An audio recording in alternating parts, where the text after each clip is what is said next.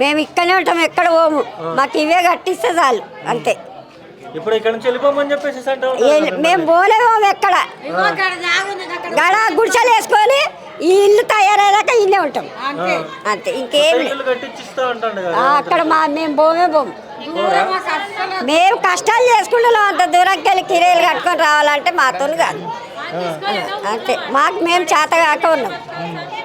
ఇక నువ్వు ఎంత దూరం ఇస్తే మేము ఆడికెళ్ళి రావాలి పోవాలంటే మాతో కాదు నాయన.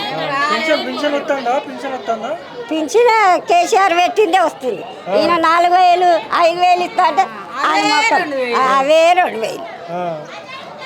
ఇప్పుడు ఏమంటాడంటే ఈ మూసీ తీరంలో ఉన్నాయి కదా వీళ్ళందరినీ ఖాళీ చేసి వెళ్ళిపోవాలని చెప్పేసి అంటాము. మేము ఆ గుడిచాలు వేసుకొని ఉంటాం ఇక్కడ, కానీ మేమైతే పోము. మేము పోయేది లెక్కలే లేదు మాకు. చెప్తావా సీఎం రేవంత్ రెడ్డికి? చెప్తాము. మాకు ఇక్కడనే కట్టేయాలి, మేము ఇన్నే ఉంటాం, ఎక్కడ పోము అంతే. వచ్చినప్పుడు 60 రూములు తీసేసి ఈ గతి చేసినాం. మాకు కిరా ఇళ్ళల్లో ఉన్నాం. ఒక ఫ్యామిలీ అంతా నడుస్తుందా? అన్నదమ్ములు 2 అన్నదమ్ములు. ఇప్పుడు ఇక్కడ నుంచి రాత్రి వచ్చి మొత్తం కొనుగొట్టయితే ఏం చేస్తారు తల్లి? ఇక్కడ నుంచి వెళ్ళిపోమంటా ఉన్నారు. మనం వెళ్ళిపోతాం. మాకు దాగా చూపెట్టాలి కదా సార్. మాకు ఇల్లు చూపెడితే వెళ్ళిపోతాం. వచ్చి కట్టిస్తే మాకు వెళ్ళిపోమని కాదు. ఆ బంగ్లా కూడా ఊగుతుంది. ఇప్పుడు కంప్లైంట్ చూసినారు కదా మీరు, అవి ఊగుతున్నాయి, అల్లు ఉన్నాయి. ఒక తమ్ముని కట్టింది, ఒక తమ్మునికి రాలేదు.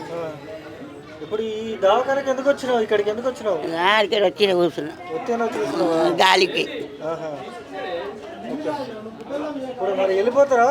పోతాము. మాకు ఇండ్లు ఇచ్చాక వెళ్ళిపోతాం. పింఛన్ మరి పింఛన్ 2000 వస్తున్నాయి. 4000 ఇస్తాను. ఎవరు ఇచ్చిండు? దండుగా 4000. వాళ్ళ మోకము ఏం కట్టదు.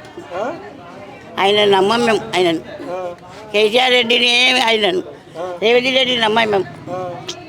కేసీఆర్ చేసిండు మాకు. ఆయన చేసిండు. 1000 రూపాయలు ఉన్నది 2000 చేసిండు. అనుకున్న పనులు చేసిండు. కేసీఆర్ మంచిగా చేసిండు మాకు. ఎందుకు మాకు లేని వాళ్ళు చూపెట్టిండు, చేసిండు. ఇంకా ముందు చూసిండు.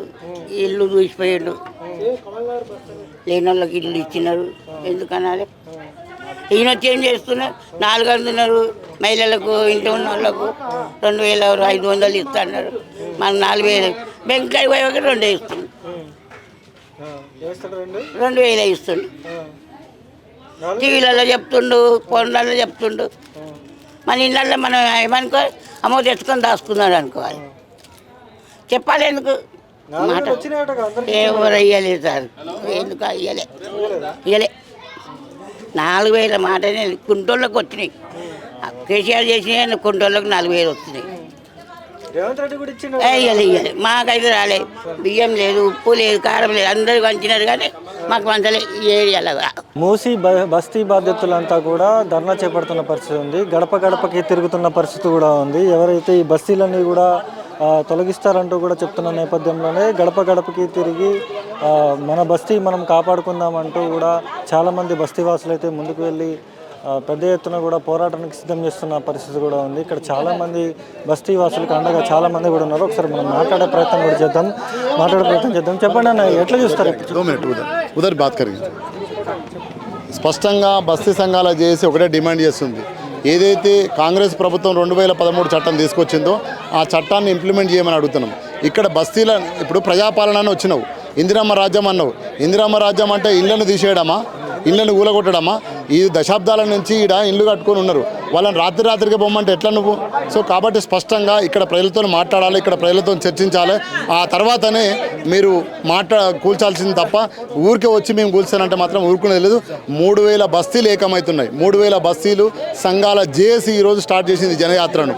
కాబట్టి తప్పకుండా ఈ ప్రభుత్వాన్ని ఎదుర్కొంటే ఈ ప్రభుత్వంతో పోరాటం చేస్తాం.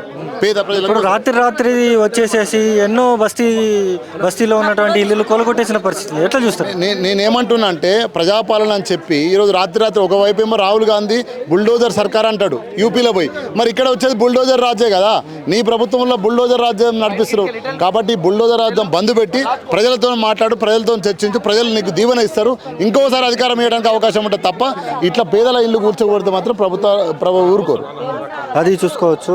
పూర్తిగా కూడా కూడా బస్తీ జేఏసీ ఆధ్వర్యంలో కూడా వీళ్ళైతే పోరాటానికి అయితే పిలుపునిస్తున్న పరిస్థితి ఉంది.